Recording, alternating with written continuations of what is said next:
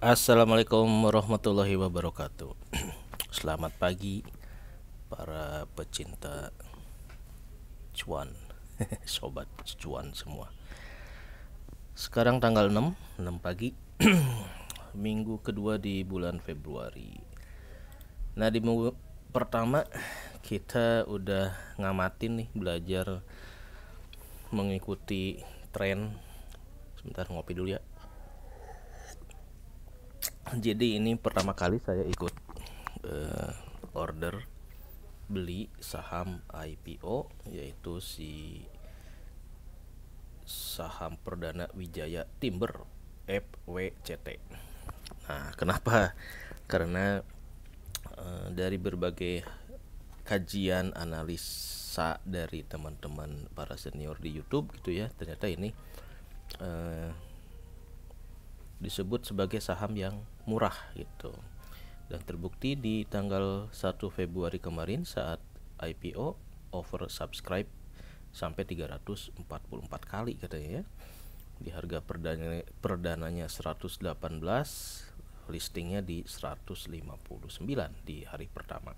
Cuma yang jadi masalah ternyata setelah itu nyungsep sep di luar harapan yang pemburu saham IPO. Nggak naik, malah jadi makin turun. Nah, jadi saya karena baru pertama kali ngikutin yang seperti ini, ternyata ya memang jebakan di dunia pasar modal itu ya seperti ini ya. Banyak hal-hal yang harus dipelajari gitu.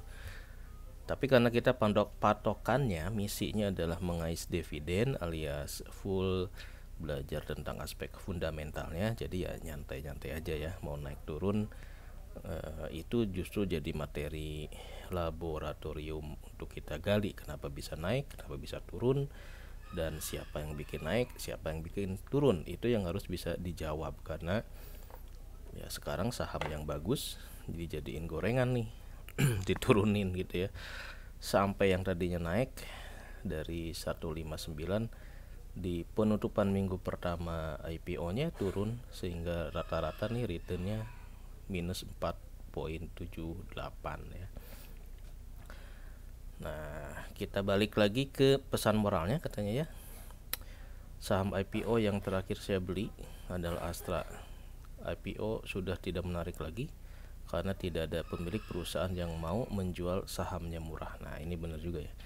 Jadi kalau dari saya amatin berbagai masukan, berbagai narasi dari para YouTuber saham gitu ya, dia selalu menasehati buat yang hunting saham IPO buat hati-hati, karena sekarang banyak perusahaan IPO yang ecek-ecek justru disinyalir bisa ngerampok duit para retail. Nah, itu yang harus hati-hati ya, jangan sampai kejebak duit kita di beli saham yang justru saham listing perdananya malah tidak bagus gitu. Nah, ini pesan moral yang jadi guidance kita gitu ya.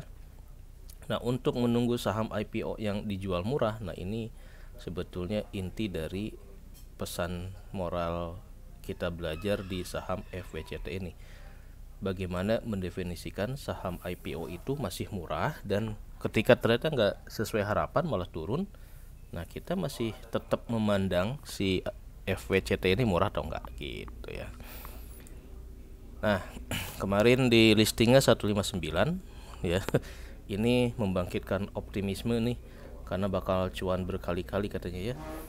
Sing horeng ternyata di minggu pertama malah nyungsep. Makanya banyak orang-orang yang memburu saham IPO di hari perdananya itu langsung dia lepas gitu. Ini pelajaran buat saya juga nih, bahwa tapi kalau dilepas juga gimana ya, cuma dapat dikit tuh, cuma dapat 21 lot, ngapain dilepasnya. Nah, ini kemarin kenapa disebut bikin heboh, karena dibilang murah ya. Murahnya karena price book value-nya itu di bawah 1 gitu. Nah, apakah setelah IPO price book value-nya juga masih di bawah 1? Nah, karena kan ini patokannya harganya 118 ya. Kemarin kan pakai 120 gitu. Oke, nah ini jatah saya nih, 21 lot alias 200.000. Jadi dengan bayar biaya kursus 247.000, kita belajar memahami karakteristik dari saham IPO, kemudian kita belajar menggali sisi fundamental tuh apa aja sih yang dibilang value investing gitu ya, biar nggak kejebak spekulasi. Nah ini baru setengah jalan. Saya coba untuk baca satu persatu isi dari prospektus, ternyata mabok juga ya, karena hampir 400 halaman. Kayaknya akhirnya banyak yang di skip juga ya. Ya minat bacanya rendah, jadi agak susah memahami informasi yang ada di prospektus itu. Oke, ini yang kemarin ya, belajar saham IPO. Saya cuma dapat 21 lot aja. Kemudian pada saat listing nih naik menjadi 159. Ini udah optimis orang ya, bisa di atas 200, 300. Nah ini yang paling menarik adalah si saham FWCT itu. Ini saya akan komparasi dengan sahamnya personel alih daya si Pada gitu ya. Karena secara fundamental, secara keuangan, financial statement si FWCT ini lebih bagus daripada si Pada. Net income-nya lebih gede daripada si Pada itu. Ada pendapatan dolarnya pula, real ekspor gitu ya, bukan cuma makelar. Per closing Jumat, saham Pada itu masih di atas 100 berapa ya? 90 apa 200.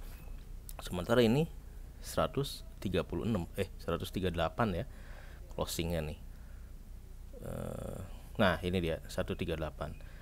Jadi teman-teman yang punya FWCT ini ya wajib membandingkan harganya 138 dengan harga si Pada nih. Kenapa? Karena Pada lagi harganya di atas FWCT. Ini bisa kebalik ya.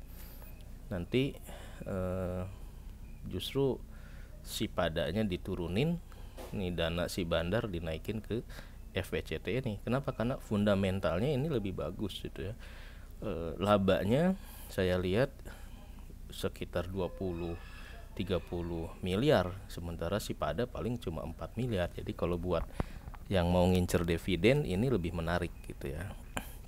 Nah ini asumsi di minggu kedua apakah bakal ARB lagi. Kita lihat nih grafiknya ya, di minggu pertama setelah IPO di sini tiba-tiba jadi turun. Nah apakah ini membuat saham si FWCT ini harus kita serok untuk dikumpulin ya untuk buat yang ngincer dividen, atau bagaimana gitu. Kalau saya sih udah langsung lepas si Padanya, pindah ke FWCT karena ini lebih prospek ya menurut saya pribadi. Ini hasil buat kajian edukasi aja, bukan untuk rekomendasi buat teman-teman yang baru belajar. Kita belajar bareng untuk menggali, mengeksplor daleman yang terkait aspek finansial dari satu perusahaan. Saya juga ini awam ya, jadi masih coba-coba menggali apa sih sebetulnya yang dinilai dari satu saham itu disebut murah, prospek atau gimana. Nah ini nih nasihat mentor.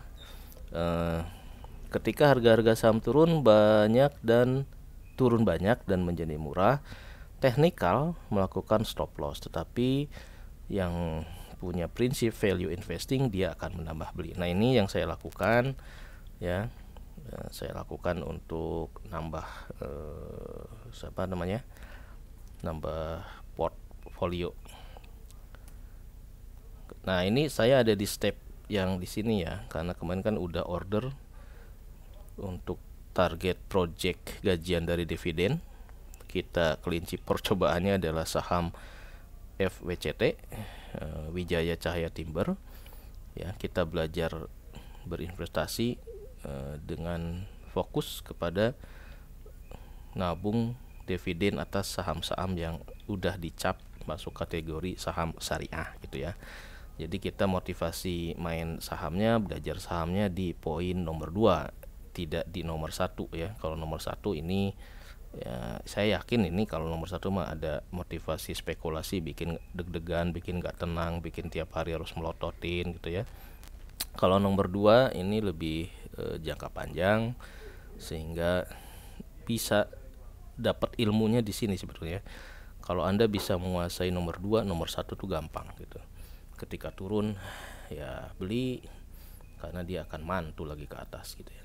Jangan sampai kejebak sama volatilitas pergerakan anomali harga harian gitu ya. Nah, ini adalah grand design dari pembelajaran saham yang saya plotting nih ya.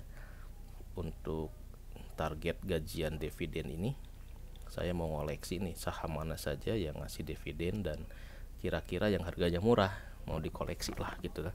Namanya juga belajar. Modalnya kan cilik-cilik aja nih, 200.000 kan. Jadi yang pertama udah kita lewati nih di Januari, order saham IPO FVCT cuma dapat 21 lot. Nah, di Februari kita analisa nih ya, apakah dia itu akan jadi saham gorengan. Kalau dari saham gorengan, posisi kita gimana, ikut tergoreng atau justru mengambil kesempatan ya untuk nambah portfolionya gitu.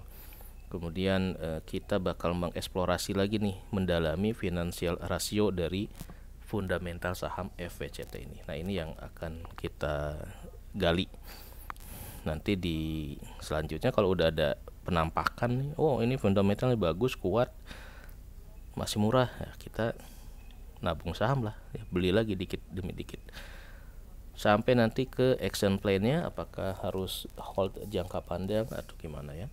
Yang penting kita jadi tahu bahwa fundamental si saham FVCT ini patut kita pegang, patut kita yakini bahwa dia adalah saham yang bagus gitu. Bagus dalam arti bukan perusahaan yang ecek-ecek. Kopi lagi guys. Oke, nah ini jangan lupa tetap kepada nasihat-nasihat para senior-senior kita gitu ya.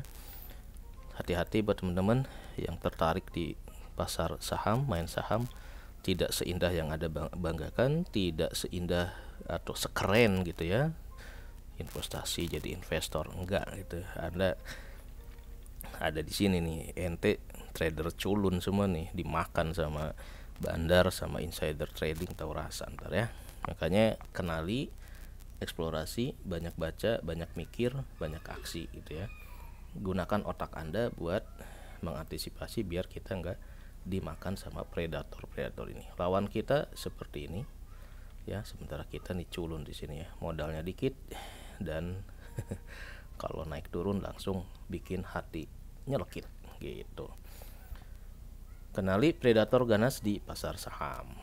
Nah, ini project di Februari ya, kita harus eksplorasi prospektus dari si emiten yang sahamnya kita miliki.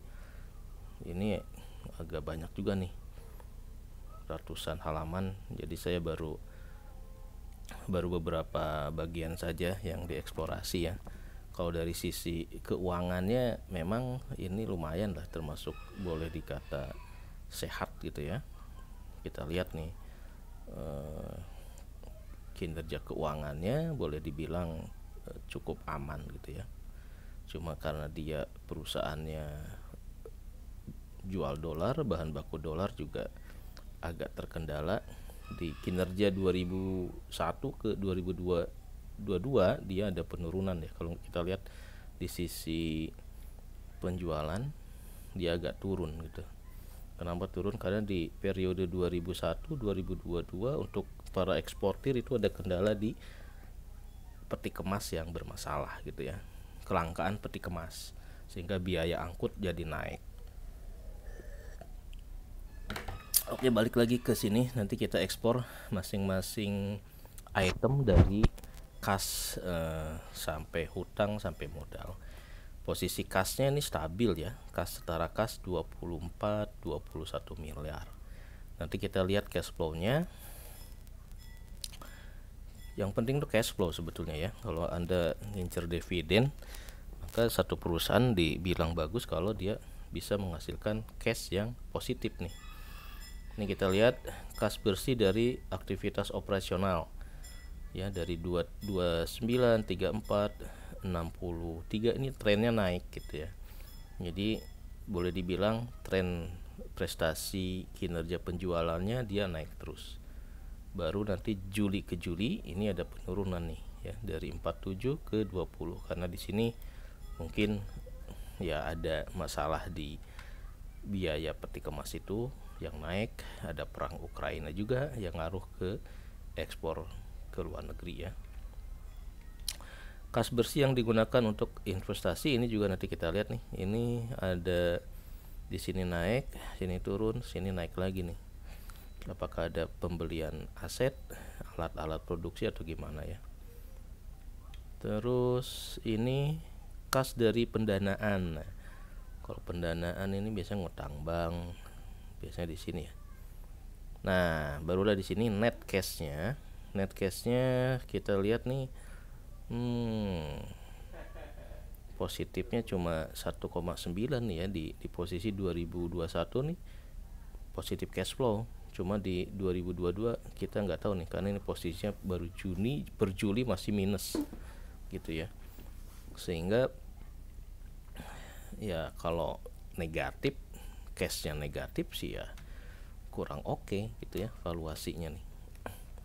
Nanti kita ekspor lagi ya. Kita baru ngelihat sekilas aja. Ini adalah laporan keuangannya ya. Untuk Desember nih belum dapat, jadi kita belum bisa ekspor. Kita tunggu laporan audit yang 2022 biar komprehensifnya memprediksi 2003 lebih enak gitu. Nah, saya baru bikin oret-oret seperti ini. Katanya kalau mau fundamental kita harus do your own research. Kita harus explore ya, riset sendiri aja gitu ya. Kita baru lihat secara global dari total asetnya nih, current asetnya segini, aktiva tetap segini, non current aset segini. Nanti kita bedah secara detail ini kira-kira bagus nggak ya. Jadi kalau main fundamental katanya harus melototin laporan keuangan satu persatu, baru nanti kita definisikan ada jebakan nggak gitu ya. Ini dari sisi utang. Dari sisi utang nih ada utang bank ya, utang bank jangka pendek, ada utang usaha, ada TWRP-nya, transaction with related party. Jadi kalau dia punya utang ke grup ya cukup kecil. Long term-nya nih 48. Long term ini terdiri dari macam-macam ya, ada utang bank, utang pembiayaan konsumen, ada utang sewa dan segala macamnya. Nanti kita eksplor lagi apakah posisi utangnya ini wajar atau ngutang ke grup gitu ya. Nanti IPO-nya malah buat bayar utang ke grup lagi, bukan buat ekspansi. Ini cash apa ini, penjualan laba komprehensif. Nah, ini kas setara kas. Kasnya, posisi kasnya yang di kisaran 21 miliar ini terdiri dari kas in bank alias tabungan gitu ya. Saldo kas di bank. Kalau kas on hand ini yang kas petty cash di perusahaan cuma kecil ya, 30 juta. Sisanya ada time deposit nih di 2019, tapi di 2002 kayaknya nggak ada ya. Semua ini rekening bank semua nih. 21 miliar untuk ya operasional perusahaan. Bank yang dipakainya ada BCA, ada BNI. Jadi dua bank yang mayoritas menjadi tempat simpanan si perusahaan ini naruh duitnya ya. Kemudian ada BPD Jawa Timur dan BRI, 4 bank saja. Lumayan ya. Jadi naruh banknya di bank-bank yang cukup recommended. Agak hati-hati kelihatannya. Kemudian piutang usaha totalnya sekitar 34 ya. Ini bagus. Piutangnya ke third party lebih banyak daripada ke relatednya. Ini berapa persen ya? 2 kepada 32. Nah, ini hampir 90% berarti ke pihak ketiga semua ya, bukan ke related. Karena dia kan ekspor kalau nggak salah ya, mayoritas ekspor. Berdasarkan umur 1 sampai 30 belum jatuh tempo, oke. Lebih banyak ini. Jadi piutangnya nggak macet kelihatannya ya, karena posisinya 33 miliar. Ini hutangnya belum jatuh tempo. Yang di atas over 60 hari berarti ini nih 90 juta ini ya, ini bad debt kali ya. Harus udah dibiayakan ini. Dari 34, 33-nya masih belum jatuh tempo. Ini apa nih? Ini adalah pihak yang related partinya ya, ada perusahaan induk, ada komisaris juga. Nah, ini juga harus tahu nih kita ya, siapa aja yang berhubungan dengan perusahaan yang punya hubungan related party. Nanti kelihatan apakah dia licik atau enggak, kelihatan dari angka-angka porsi ke related partinya kecil atau gede. Oke. Ini piutang usaha ke related party 1,9 yang tadi ya. Cuma ini nggak tahu nih, ini detailnya apa nih, piutang usaha ke plywood. Nah, hubungannya plywood industry dengan si Wijaya yang ini apa nih? Apa ini suppliernya atau dari Wijaya dijual ke sini gitu? Plywood sama timber, nah itu harus kita ekspor juga. Siapa yang di hulu, siapa yang di hilirnya gitu. Kalau dia piutang berarti kemungkinan nih si produknya FWCT ini dijual ke sini harusnya ya. Nanti kita gali lagi dah. Oke, ini apa lagi nih? Piutang lain-lain. Ini juga gede juga ya piutang lain-lainnya ya, 12M. Ini apa ya? Ini PR nih ya. Nanti kita lihat lagi. Di sini juga ada aset keuangan tidak lancar juga sama nih, ke Wijaya terutama plywood ini ya, banyak transaksinya, ada 12 miliar, ada 7, udah 20 miliar sendiri nih piutang ke related party. Kemudian persediaan ya, persediaan figurnya seperti ini, ada barang jadi, veneer, spare part, raw material, kemudian work in process. 51 miliar di persediaan dia. Uang muka. Nah, uang muka di sini kalau diekspor ada uang muka buat pembelian aset tetap. Kita lihat nih di uang muka di Desember ini agak tinggi 23. Mungkin di periode 2019 ini banyak beli aset produksi ya, mesin mungkin. Ini turun, ke sini naik lagi. 2002 nih kayaknya turun lagi. Jadi 2019, 2021 mungkin ini ekspansi buat pembelian mesin. Untuk pembelian persediaan di 2001 ini juga banyak ya. Inventories di 2022 juga stabil nih dibanding 2021-nya. Nanti ini kelihatan di cash flow kapan dia nambah aset, fixed asetnya, apakah tiap tahun atau ada penambahan di 2022 juga ya. Ini apa ini? Utang pihak berelasi. Jadi perusahaan punya utang ke grupnya, ke afiliasinya 10,8. Fortuna Anugerah Sumber, Mandiri Sejahtera Jaya Abadi 10,8.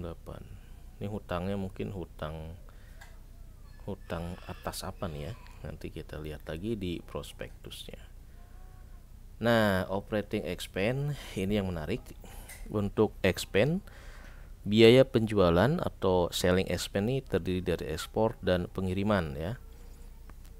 Kalau kita lihat ini dari Juli ke Juli 2021 ke 2022 ini naik signifikan nih ya, dari 9 ke 13 ekspor. Nah, karena biaya ekspor itu naik, biaya peti kemasnya mungkin naik ya. dari 2,7 ke 4,8, hampir 50% nih. Sehingga total biayanya, bebannya nih dari 26 naik ke 33,6. Ini yang menyebabkan labanya si FWCT ini kalau komparasi 2021 ke 2022 agak kurang oke ya, karena periode di sini nih banyak kejadian di luar ya, ada perang Ukraina, ada peti kemasnya apa namanya problem, atau di sini mungkin nih biaya peti kemas nih di 2021 ya 20,3 nih krisis peti kemas, karena ini naik banget ya dari 9,6 ke 20,3, gede banget, hampir 10 miliar sendiri. Oke, ini sama nih, jadi biar kita nggak kejebak investasi bodong, mau nggak mau kita melakukan riset sendiri dari data atas laporan keuangan yang publish ya, yang diaudit, biar kita yakin bahwa harta yang kita investasikan itu nggak termasuk spekulasi, tidak termasuk judi gitu ya, biar tenang, ketika naik tenang, ketika turun tenang, sehingga kita tidak membeli saham yang bodong gitu teman-teman. Ini apa nih? Ini saya sengaja ya mengutip tips-tips investasi agar kita berada di jalan yang benar gitu ya. Ini nasihat dari Lo Keng Hong ya. Lakukan berulang-ulang, baca, pikir, invest, baca, pikir, invest. Nah ini nih, kita baru tahap baca nih ya, baca prospektus, berusaha mikirin maksudnya apa. Nah kalau udah baru invest, apakah nambah ataukah gimana itu. Lakukan itu selama 31 tahun, maka Anda akan kaya raya. 31 tahun, saya baru 2 minggu ini. Oke. Ini ya kena zong semua ya, oversubscribe habis itu turun. Oke, kayaknya itu aja. Nanti kita lanjutkan minggu kedua, hari Senin, kita lihat apakah valuasinya kayak gimana ya. Kalau saya oret-oret sih kelihatannya menarik ya. Sebelum IPO digadang-gadang price book value-nya kan masih di bawah 1 ya. Nah setelah IPO, setelah dapat cash sekitar berapa tuh, 400 miliar 40 miliar ya. Kalau kita targetnya sampai mentok 100, sekarang 138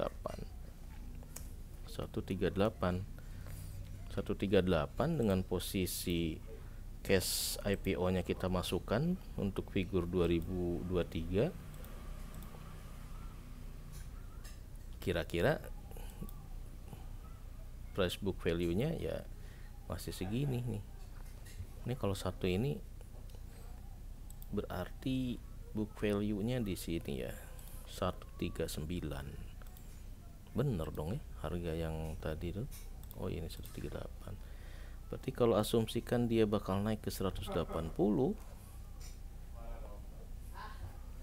masih 1,3 ya. Nah, target saya sih seginilah, 1,3 price book value-nya ya. Jadi kita akan hold sampai harganya di 180. Target saya mungkin ini. Tapi nggak tahu nih, saya ngitungnya dari mana ya.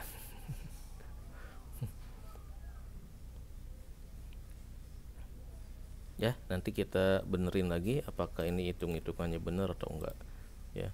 Kemarin pada ribut IPO-nya murah karena katanya book value-nya masih di bawah 1 gitu. Nah sekarang kalau kita asumsikan 138, apakah saham si FWCT ini murah? Nah ya, price to book value ini pas banget 1. Artinya apa ya, menurut saya sih murah ya. Dengan harga 138 berarti si FWCT ini masih layak kita tambah lagi portfolionya, karena ya masih satu pas lah dengan asumsi 2003 kinerjanya sama gitu ya. Saya udah pakai asumsi ya, untuk penjualannya cuma naik sekitar 5%, 10%, biayanya naik 5%. Kira-kira target laba di 2003 di level 50 kayaknya wajar ya. Tahun 2001 kan 66 nih. Ini kita nggak tahu, ini masih posisi Juli cuma 25, kalau dikali ini kan 7 bulan, dikali 12 dibagi 7 sekitar 40 ya. Dari 40 ke 52 saya rasa cukup bagus lah, cukup optimis gitu ya. Jadi untuk targetnya nanti di 2023 equity-nya atau earning-nya 50, kemudian posisi equity-nya naik menjadi 259 dari sini ya. Ini seru nih kalau udah ngoprek-ngoprek ini ya. Nah, di 2001 kita pakai 190, kemudian ini masih Juli. Nah, nanti di 2003 endingnya targetnya sekitar equity-nya naik menjadi 250-an. Saya rasa ini proyeksi yang wajar. Nanti kita hitung valuasinya nih. Valuasinya kira-kira berapa sih kalau kita mau ngitung free cash flow-nya gitu ya. Nah, ini masih simulasi ini, saya juga belum ngerti nih rumusnya bener atau enggak. Masih banyak yang harus kita cek lagi. Oke, saya kira belajar ngoprek fundamentalnya baru sampai sini, baru sampai cross check aja, memahami laporan keuangan, isinya dalamannya kayak apa. Nah, nanti mudah-mudahan di minggu kedua kita lihat apakah bakal turun arahnya nih dari 128, dari 139 bakal jadi segini atau turun sampai 75 atau kebalikannya ya ke atas. Kalau dari feeling saya sih, karena patokannya kita ada mengacu ke saham si Personal Alih Daya yang saat minggu kemarin masih di 190-an, sementara ini 138. Jadi kita harus head to head ngelihat saham yang IPO antara FWCT dengan Pada nih. Karena kinerja secara laporan keuangan si saham ini lebih oke. Dari sisi laba ruginya ya, lebih meyakinkan gitu. Cashnya juga lebih banyak nih, 20 miliar gitu. Kalau menurut saya begitu ya. Oke, ini bukan rekomendasi, cuma belajar mengeksplorasi aja dalaman dari prospektus yang baru sebagian. Mudah-mudahan kita bisa lanjutkan besok-besok. Kita eksplorasi lagi apakah si saham ini akan kita tambah ya. Di sini nih kita amati nih di minggu kedua setelah IPO, dia masuk ke gorengan nggak dia nih si FWCT ini ya, dijadiin mainan nggak sama para bandar buat ngerampok duit retail. Hati-hati teman-teman, jangan sampai kejebak ya. Fokus ke nomor 2, jangan kejebak di nyari selisih. Yang ini permainan para orang-orang pinter aja nih ya. Kalau kita nggak merasa pinter, jangan masuk ke nomor 1. Fokus di nomor 2 biar kita lebih tenang hidupnya ya. Oke, wassalamualaikum warahmatullahi wabarakatuh.